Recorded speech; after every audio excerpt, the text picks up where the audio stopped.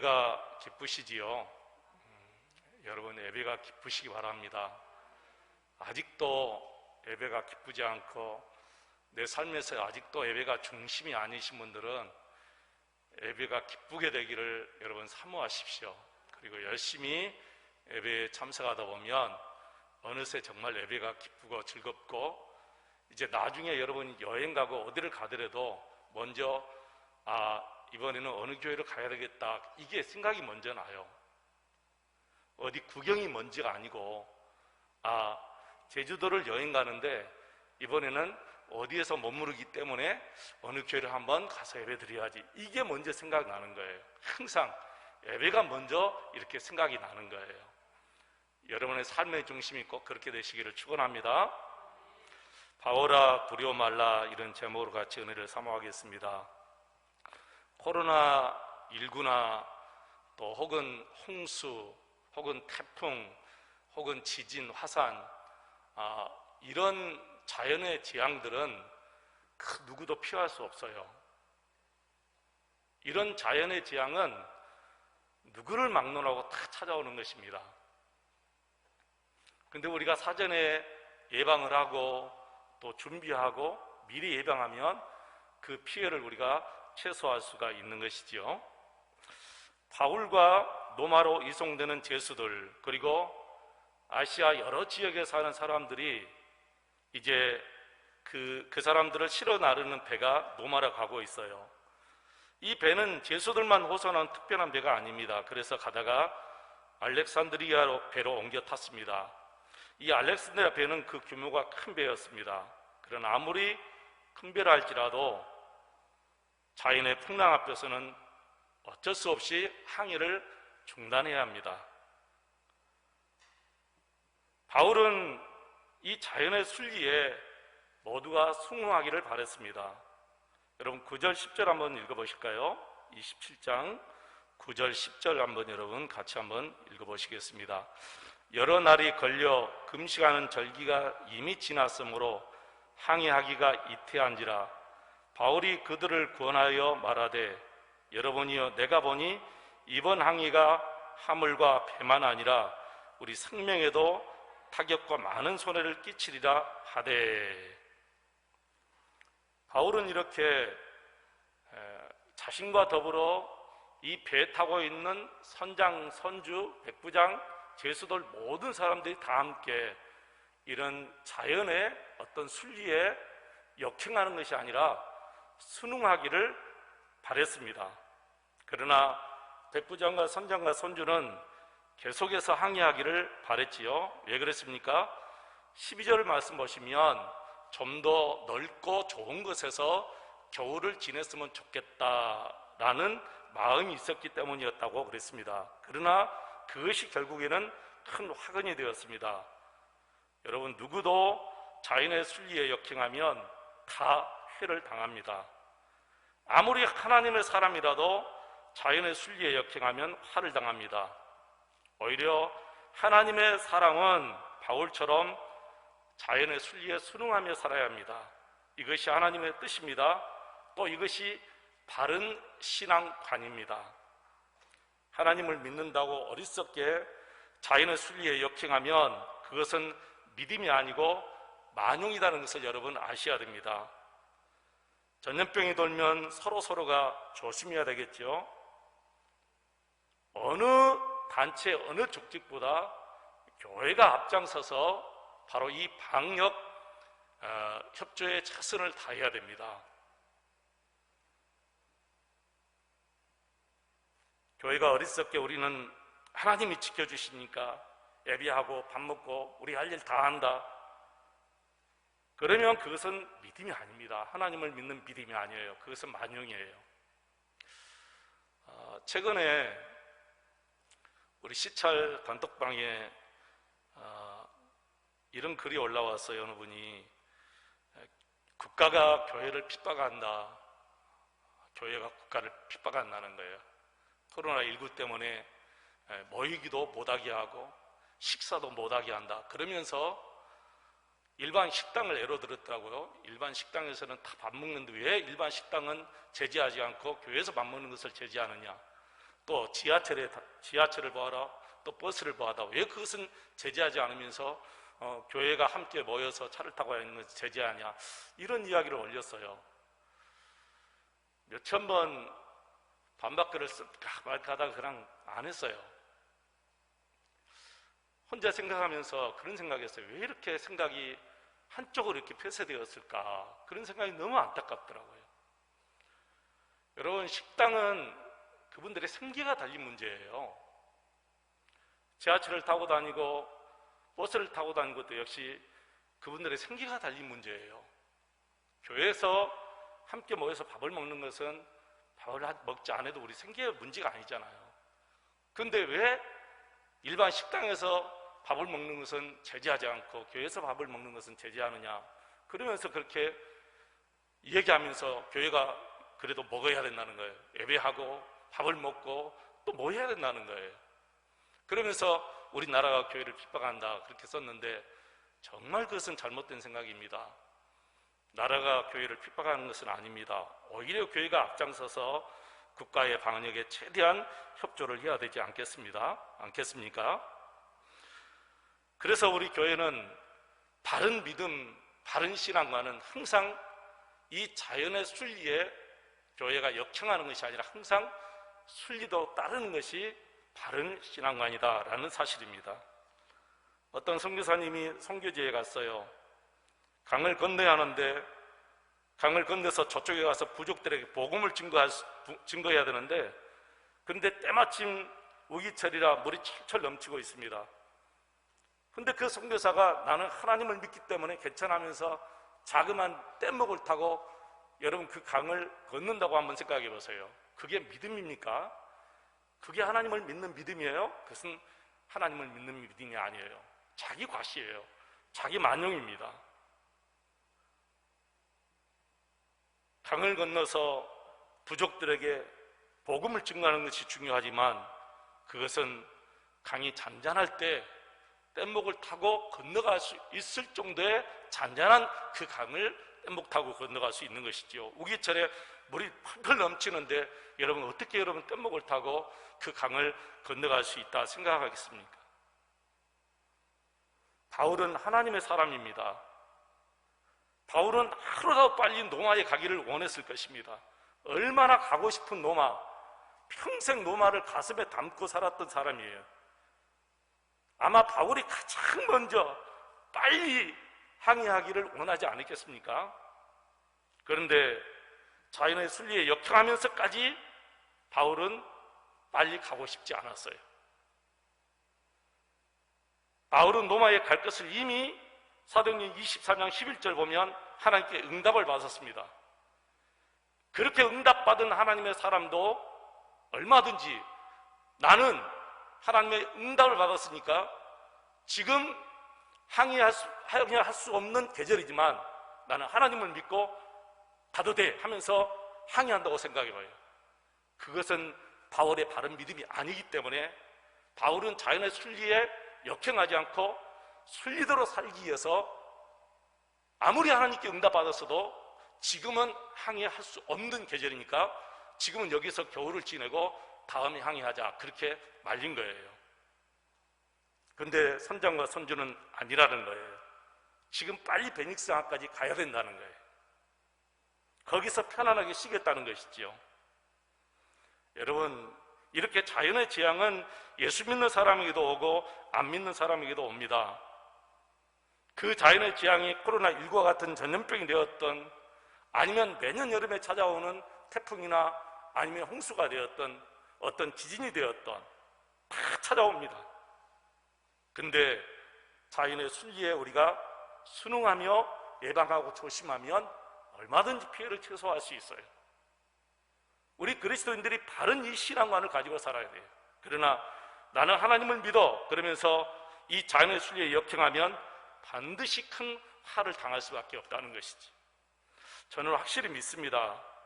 이 코로나19 재앙은 분명히 하나님께서 우리를 심판하시기 위해서 주신 어떤 전염병이 아닙니다. 이것은 우리 인간의 탐욕과 욕심 때문에 자연에서 오는 바로 재앙이에요. 우리 인간이 잘못해서 얻은 재앙입니다. 하지만 이런 재앙이라 할지라도 우리 하나님은 얼마든지 막아주실 수 있습니다. 지금 당장이라도 없이 할 수 있습니다. 그럼에도 불구하고 막아주시지 않는 이유를 우리 그리스도인들이 알아야 된다는 거예요. 회개해야 돼요. 우리가 욕심을 버리고 탐욕을 버리고 하나님께서 주신 말씀 그대로 이 자연을 잘 보호하고 관리하면서 순종해야 되는데, 우리 인간이 욕심과 탐심 때문에 하나님께서 이 모든 자연 만물을 다 망쳐놓았습니다. 역행하고 살았습니다. 이제라도 우리 인간들이 탐심을 버리고 하나님이 주신 자연을 우리가 잘 관리하며 다스리며 살아야 되지 않겠습니까? 저는 하루라도 빨리 백신이 개발되어서 온 세계가 정말 이 암울한 시대가 빨리 끝났으면 좋겠어요. 그런데 반드시 한 가지 있어야 됩니다. 끝나고 세계 지도자들이 함께 모여야 됩니다. 모여서 이 자연을 어떻게 우리가 잘 보존할까? 그래서 어떤 자연 보존 체계를 하고 발표를 해야 됩니다. 그래야만이 다음에 이런 재앙들이 쉽게 오지 못하지요. 그런데 만약에 백신만 개발해놓고 또다시 이렇게 욕심과 탐욕을 부리고 산다면 또 다른 전염병이 우리에게 올 수밖에 없다는 거예요. 우리가 누리는 이 문화가 더디다 할지라도, 혹은 우리에게 따르는 유익이 늦더라도 우리 후손들에게 좋은 자연을 물려주어야 될 줄로 믿습니다. 우리가 자연에 순응하며 살아야 합니다. 바울이 말했지 않습니까? 지금은 항해할 때가 아니다. 이 겨울을 여기서 지내고 항해해야 된다. 그렇지 않으면 큰 어려움에 처할 수밖에 없다. 아니면 죽을 수도 있다. 그런데 백부장과 선장과 선주는 자신들만의 욕심 때문에 큰 항구 베닉스에까지 가자 했습니다. 근데 얼마 가지 못해서 결국에는 큰 유라굴로 광풍을 만났습니다. 여러분, 다 죽게 되었습니다.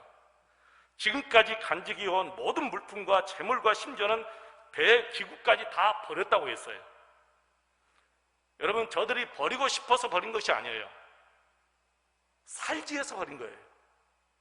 버리고 싶어서, 그들의 자산 버리고 싶어서 버린 게 아니라 살기 위해서 버린 거예요.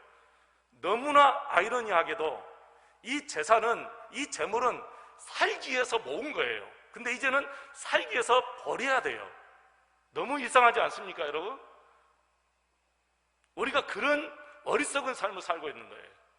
살기 위해서 주일날도 무시하고, 살기 위해서 우리가 하나님의 말씀 무시하고, 정말 시도 때도 없이 우리 육신 망가지면서까지 팍 일을 해요. 나중에는 살기 위해서 그거 다 버려야 될 때가 온다는 거예요. 그러니까 하나님께서 우리에게 말씀하시는 거예요. 주의를 잘 지키며 안식해라. 몸과 마음을 안식해야, 몸만 안식하는 것이 아니라 마음까지 안식을 누리라는 거예요, 여러분. 이 예배, 어떻게 보면 우리를 위해서 주신 예배예요. 이 주일날 하나님 앞에 나와서 모든 성도들이 평안한 마음으로 예배하라 하는 것은 우리를 위해서 주신 예배의 시간이라는 거예요. 예배 시간이 얼마나 편안합니까, 여러분? 저는 예배 시간보다 더 편안한 시간이 없어요. 어디서는 마찬가지입니다. 정말 예배 시간만큼 이렇게 평안하고 즐겁고 기쁜 시간 여러분 있습니까? 솔직히 한번 보세요, 여러분. 여러분 살아온 인생길을 한번 보세요. 드라마 앞에서 우리가 좀 웃을 수도 있고 울 수도 있어요. 근데 그 기쁨과 즐거움이 하나님께 예배드릴 때 평안함만 합니까, 여러분? 비교할 수 없죠. 그래서 우리 하나님께서 예배하라 이렇게 말씀하셨습니다. 하나님의 말씀에 순종하시기를 주 이름으로 축원을 드립니다. 근데 이 사람들은 자기들의 생각, 자기들의 멋대로 계산해가지고 우리 좀 더 크고 좋은 베닉스강에 가서 이 겨울을 지내자, 그러면서 결국에는 가다가 20절에 보면 구원의 여망이 없어질 정도로 이제 죽게 되었습니다. 모든 사람이 다 죽는 줄 알고 이제는 포기하고 있는데 하늘에서 갑자기 환한 한 줄기 빛이 딱 비추듯이 바울이 그 많은 사람 앞에 딱 서서 이렇게 말합니다. 여러분 안심하십시오. 우리 중 아무도 생명을 잃을 사람 없습니다. 다만 배만 타격을 입을 것입니다. 어젯밤에 내가 섬기는 하나님이 말씀하셨습니다. 나는 그 말씀 그대로 될 줄로 믿습니다. 여러분 이것이 복음 아니겠어요? 다 죽겠다고 난리치는데 한 사람, 하나님의 사람 바울만이 아닙니다. 안심하십시오. 우리는 죽지 않습니다. 다 죽겠다고 하는데 살겠다 하는 것이 여러분 복음입니다. 바울이 이렇게 담대하게 외친 원인이 어디 있어요? 하나님께서 내게 말씀하셨다는 거예요. 하나님께서 내게 말씀하셨다. 바울이 그냥 자신의 허세로 해본 말도 아니고 무작정 그냥 용기 부려서 해본 말이 아니잖아요. 어젯밤에 자신이 섬기는 하나님께서 자신에게 말씀하셨다는 것입니다. 여러분 그렇습니다. 하나님의 말씀을 들은 사람, 하나님의 음성을 들은 사람, 하나님을 만난 사람은 칠흑 같은 어려움 속에서도 두려워하지 않습니다. 오히려 주위 사람들이 다 두려워도 진짜 하나님을 섬기는 사람은, 하나님의 존재를 믿는 사람은 그 사람들을 안심시키는 거예요. 이게 참 믿음의 사람이에요. 모든 사람이 다 두려워 떨고 있는데 하나님의 사람 바울만이 그 모든 사람을 안심시키는 거예요. 이것이 하나님을 믿는 믿음이고 이것이 복음이에요. 여러분 세상이 아무리 약해져 가도, 세상이 아무리 험해져 가도, 어두워져 가도 주 예수 그리스도만 믿으면 구원을 받게 된다 라고 주님은 말씀하셨기 때문에 우리 그리스도인들은 이 세상에서 믿음을 지키며 좀 더 흔들림 없는 견고하게 서서 주님을 바라보는 그런 믿음으로 살아야 됩니다. 설령 순교의 자리에 서 있을지라도 주님께서 말씀하신 것만 붙들고 흔들리지 않게 되는 거예요. 주님이 주신 말씀만 딱 붙잡으면 우리의 믿음이 흔들리지 않게 돼요. 말씀보다 더 확실한 게 어디 있겠습니까? 우리가 어떤 환상을 보아더라도, 어떤 꿈을 꾸었더라도 말씀보다 더 확실한 것은 없습니다. 세상 모든 것은 다 변하고 없어져도 하나님의 말씀은 1.1억도 변하지 않고 없어지지 않는다고 말씀하셨어요. 우리가 이 시대에 바울이 되어야 될 줄로 믿습니다. 그리고 바울처럼 담대하게 외쳐야 합니다. 하나님께서 말씀하셨습니다. 예수 그리스도를 믿으면 구원을 얻습니다. 오늘 본문 말씀을 보시면 사실 바울도 그 상황에서 두려워하고 있었다는 것을 우리가 짐작할 수가 있잖아요. 만약에 바울이 두려워하고 있지 않았다면 하나님이 바울에게 바울아 두려워하지 말라 그 말을 할 이유가 없지요. 그러니까 바울도 사실은 두려움에 있었어요. 여러분 당연하다고 생각합니다. 14일 동안 진짜 밤낮이 따로 없었잖아요. 14일 동안 낮에는 해가 보이지 않고 밤에는 별빛 하나 보이지 않았기 때문에 아주 14일 동안 쥐하로 캄캄했으니까 얼마나 여러분 두려웠겠어요. 너가 노마로 가서 복음을 증거해야 될 것이다 라는 말씀을 들은 바울도 그런 상황에서는 두려움에 있었다는 거예요. 그러니까 우리 하나님께서 바울에게 바울아 두려워하지 말라 그렇게 먼저 안심시켜 놓은 거죠. 우리 신앙인들도 마찬가지입니다. 하루 이틀, 3일, 4일 혹은 한 달, 두 달은 참을 수 있어요, 솔직히. 그러나 어떤 시련이든지 1년이 가고 2년이 가면 흔들리기 시작해요. 약해지기 시작합니다. 누구나 다 마찬가지입니다. 그때 우리가 붙잡아야 될 것이 하나님의 말씀밖에 없다는 거예요. 어떤 사람의 이로도 아니고 그 무엇도 아니고 오직 하나님의 말씀만 붙잡아야 된다는 거예요. 여러분 아브라함도 그랬잖아요. 아브라함도 흔들릴 때가 너무 많이 있었어요. 모세도 마찬가지고 다윗도 흔들렸고요. 예레미야 선지자도 흔들렸고 엘리야 선지자도 흔들렸습니다. 다 흔들렸어요. 그러나 우리 하나님이 이분들을 붙잡았습니다. 뭘로? 말씀으로 붙잡았어요. 그들은 하나님 주신 말씀을 붙잡고 일어난 거예요. 우리라고 이런 인간의 연약함 속에서 죄가 되겠습니까? 우리 역시 두렵고 염려스럽고 한없이 낙심이 되고 좌절이 될 때가 있습니다. 그때 우리에게도 말씀하십니다. 두려워하지 마. 내가 있잖아. 두려워하지 마. 그 문제만 집중하지 말고 나를 바라봐. 주님께서 우리에게 지금 그렇게 말씀하시는 거예요. 우리는 문제보다 더 크신 우리 주님을 바라보고 나가야 될 줄로 믿습니다.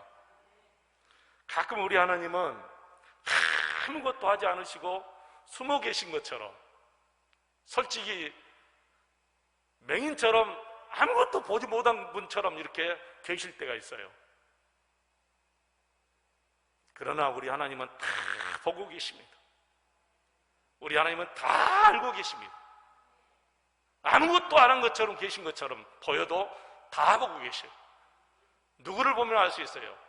욥을 보면 알 수 있어요. 저는 솔직히 욥기 말씀을 보면서 중간에 한마디만 해드리지 그런 생각을 했어요. 욥이 처음부터 마지막까지 그 어려움 다 당하고 심지어는 친구들이 와서 욥을 볶을 때도 하나님 한 번도 말씀하지 않으셨어요. 욥에게.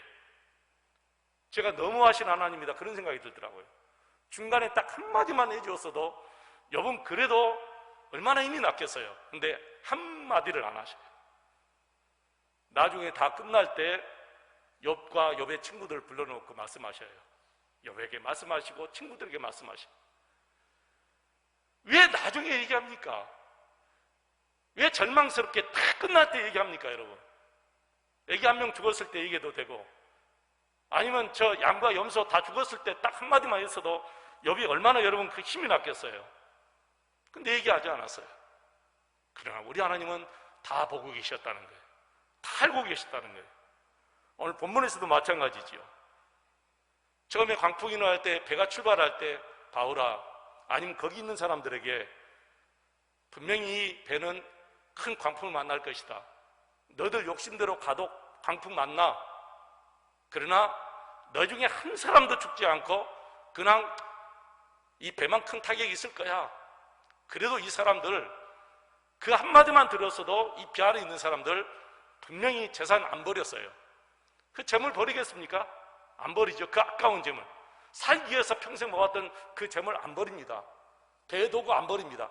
근데 왜 우리 하나님은 이런 방법을 쓰십니까? 한 가지 중요한 이유가 있어요. 나만 바라보라는 거예요. 나만 의지하라는 거예요. 그런 거 의지하지 말라는 거예요. 확실히 서라는 거예요. 하나님 앞에 설 것인가? 아니면 세상 쪽에 설 것인가? 양다리 긋지 말라는 거예요. 정말 절대적으로 하나님만 믿어야 된다는 거예요. 우리는 이 말씀 분명히 구약성에서 이미 보았어요. 열왕기상 18장 21절 말씀 보면 이런 말씀이 있죠. 엘리야가 모든 백성에게 가까이 나아가 이르되 너희가 어느 때까지 둘 사이에서 머뭇머뭇하려느냐? 여호와가 만일 하나님이면 그를 따르고 바알이 만일 하나님이면 그를 따를지니라 하니 백성이 한마디도 대답하지 아니하는지라. 기왕 이 유라굴로 큰 광풍을 만났을 때 살려주시려면 재물까지 좀 다 얻게 해주지, 뭐하게 그거 다 버린 다음에 간신히 생명만 딱 살려줍니까? 진짜 하나님 너무하신 분이 아니에요? 우리가 살기 위해서 발버둥 치고 모았던 것 결국에는 다 잃어버릴 때 있어요. 그때 비로소 하나님을 찾더라고요. 참 이상해요. 그때 비로소 하나님을 찾아. 심지어는 어떤 분은 목숨이 그냥 이제 경각 중에 딱 달려있을 때 하나님을 찾는 사람도 있어요. 저는 그래도 감사해요. 그때 하나님을 만난 것이 얼마나 큰 축복인지 몰라요. 저는 다 버리고 주님만 만난 것도 큰 복이라고 생각합니다. 이것이 하나님의 놀라운 지혜라고 생각해요. 우리 얄팍한 지혜로 어떻게 하나님의 그 크신 지혜를 우리가 측량할 수 있겠습니까? 천만의 말씀이에요. 우리는 그 어떤 하나님의 말씀 앞에 토를 달 수 없어요. 우리 누구죠? 다니엘 기도회 때 그 작가가 그랬지 않습니까? 하나님이 옳습니다. 정혜선 자매죠. 하나님이 옳습니다. 우리 이해로, 우리 머리의 이해로 이해가 되지 않는데도 하나님이 옳아요. 하나님이 하시는 일은 다 옳습니다. 우리가 그거 눈이 떠져야 돼요. 그래 매 순간순간 내게 어떤 일이 일어나도 그래도 하나님이 옳습니다. 끝까지 하나님 바라보고 나가야 돼요. 우리가 한 치 앞을 내다볼 수 없는 인간입니다. 근데 내가 하나님이 하시는 일에 무슨 토를 달고 왜 이렇습니까? 왜 이랬습니까? 불평할 수 있습니까? 원망할 수 있겠습니까? 원망할 수 없어요. 모든 것 하나님이 옳습니다 하고 따라가면서 우리가 주님 바라보고 말씀에 순종하며 나갈 때 하나님이 그때 길을 열어주시고 하나님께서 역시 우리를 인도해 주실 줄로 믿습니다. 한 가지만 더 생각해 볼 말씀이 있습니다. 바울 한 사람 때문에 276명의 사람들이 산다는 것입니다. 여러분 창세기 18장 말씀 보시면 우리 하나님께서 이런 말씀하셨어요. 소돔과 고모라 성에 의인 10명만 있어도 내가 이 성을 멸하지 않겠다. 에레미야서 5장에 보면 의인 한 사람만 있어도 이 예루살렘 성을 멸하지 않겠다고 말씀하셔요. 의인 한 사람의 삶이 소돔과 고모라 성, 예루살렘 성의 그 어떤 사람의 죄악보다 더 크다는 것을 얘기하는 거예요. 놀라웠죠, 여러분. 나는 저와 여러분이 의인이 되어서 하나님 앞에 의인이 되어서 이 목포시를 감당했으면 좋겠어요. 여러분 가정에 여러분이 의인이고, 여러분 직장에서 여러분이 의인이고, 여러분 사업장에서 여러분이 의인으로 살아야만이 그 사람들의 죄악을 여러분이 감당할 수 있는 거예요. 그래서 그 사람들의 생명을 여러분에게 붙여줄 수 있는 거죠. 여기서 의인은 죄를 짓지 않고 완전하게 사는 사람을 얘기하는 게 아니고, 어떤 상황에서도 모든 세상의 사람 다 하나님을 부인해도 절대로 하나님 부인하지 않고 하나님 바라보는 사람을 의인이라고 얘기하는 거예요. 세상에 죄 한 번도 짓지 않고 완전하게 사는 의인이 어디 있겠습니까? 그런 사람이 있으면 예수님이 오실 필요도 없고, 그런 사람이 있으면 예수님이 십자가 달리실 필요도 없어요. 성경에서 말하는 의인은 누구냐? 어떤 경우에도 하나님만 바라보는 사람. 그래서 나는 저와 여러분이 이 목포 지역의 의인이 되어야 되고, 심지어는 우리 가정, 우리 직장, 우리 사업장에서 의인이 되어야 됩니다. 그래서 여러분이 의인이 될 때 그 사람들을 여러분의 손에 붙여주시는 거예요. 바울이 의인이기 때문에 그런 상황에서 하나님께 집중하고 하나님을 바라보는 바울이 의인이기 때문에 너에게 276명의 생명을 붙여준다. 바울 때문에 산 거예요. 나는 여러분 때문에 여러분 남편이 분명히 살게 될 줄로 믿습니다. 나는 여러분 때문에 아직도 믿지 않는 여러분의 자녀들이 분명히 살게 될 줄로 믿습니다.